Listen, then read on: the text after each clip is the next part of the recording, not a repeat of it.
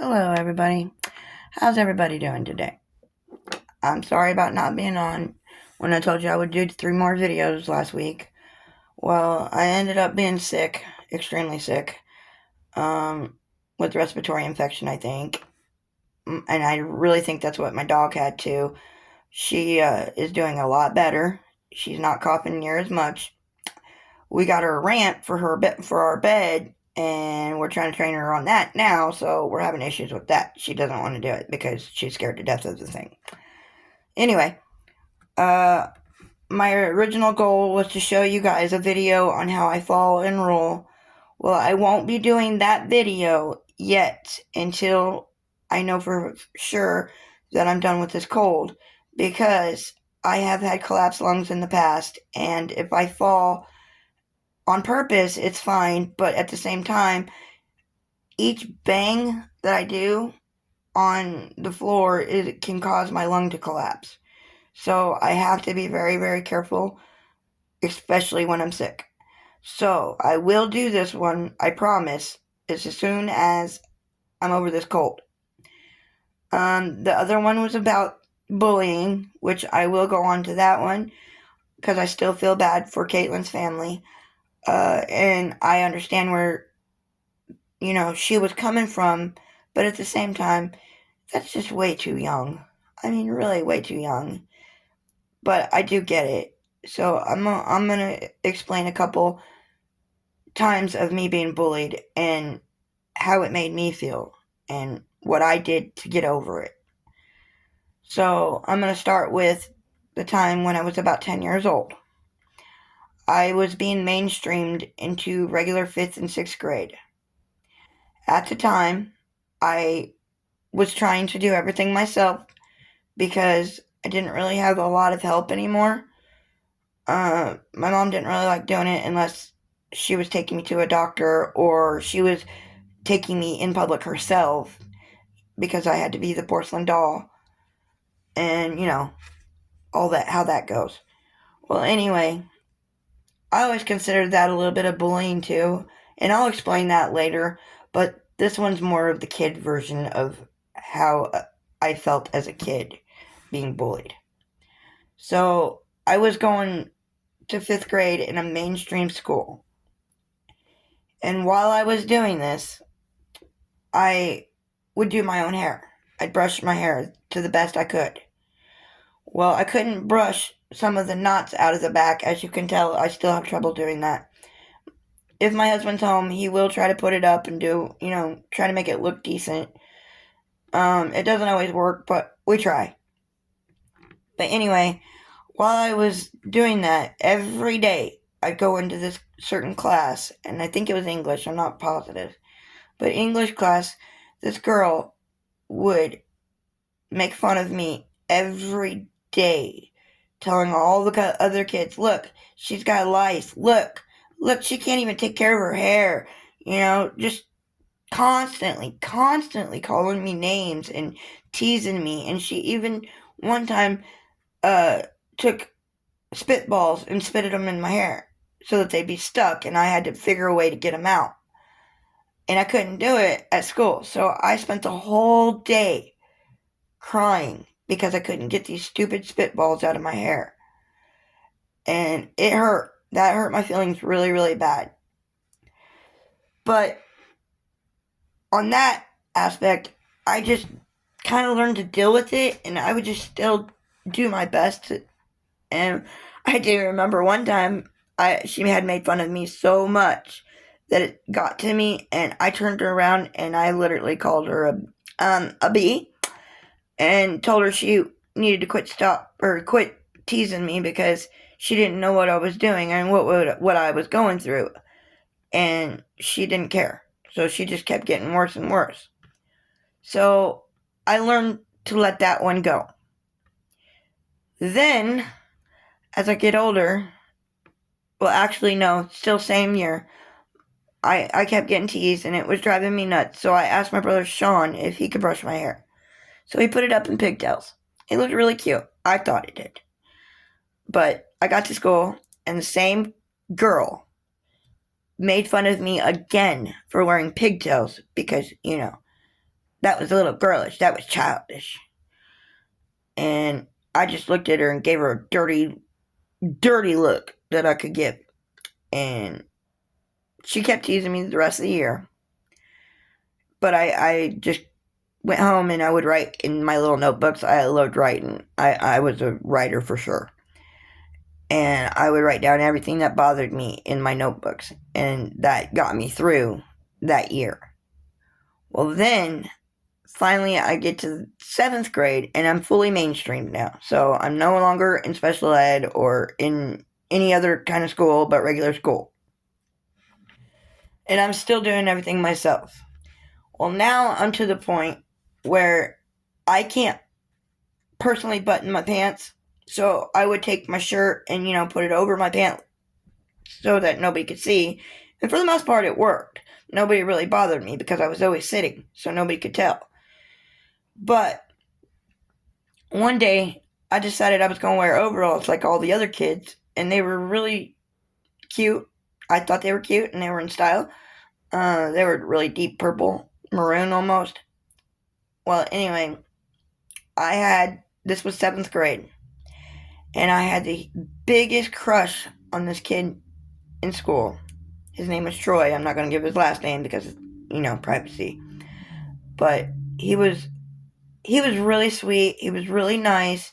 He cared about me, but we weren't no, couple or anything because he was, quarterback of the football team and didn't want to be associated with a disabled girl. And I understood that, but I still had a crush and I didn't care. So we were in Spanish class together. That was our only class together.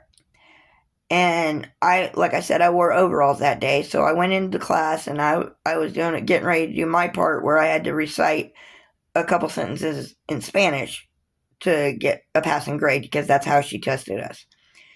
And I like to stand up in class.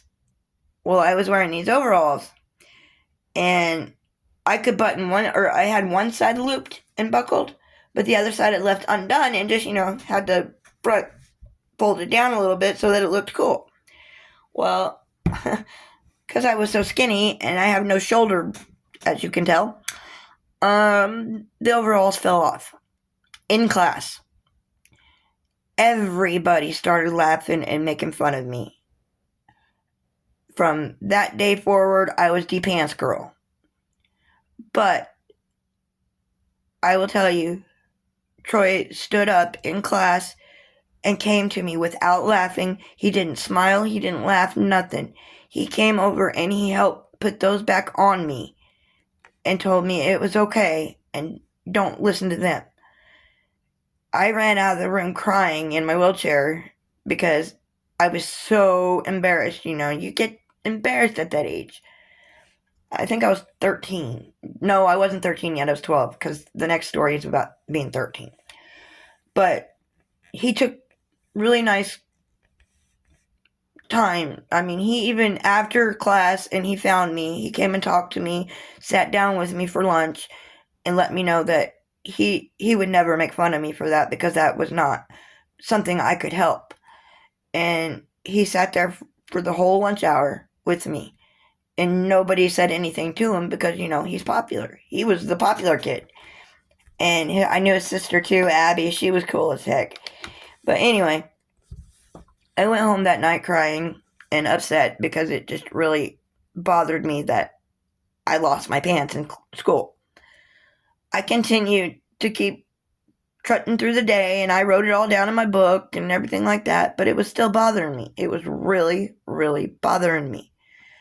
So I tried to talk to my mom about it, and she just blew me off, basically, and told me to go to my room.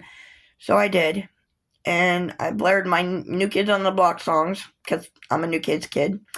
I loved them, and they got me through some really hard times. And that year, I went through a lot. I'm not going to lie. I went through a lot. I had surgeries after surgeries, and I was home a lot and I had to do a lot of homeschooling. I wasn't around people much because I wasn't allowed to do anything. So I was really getting depressed. and I mean really depressed.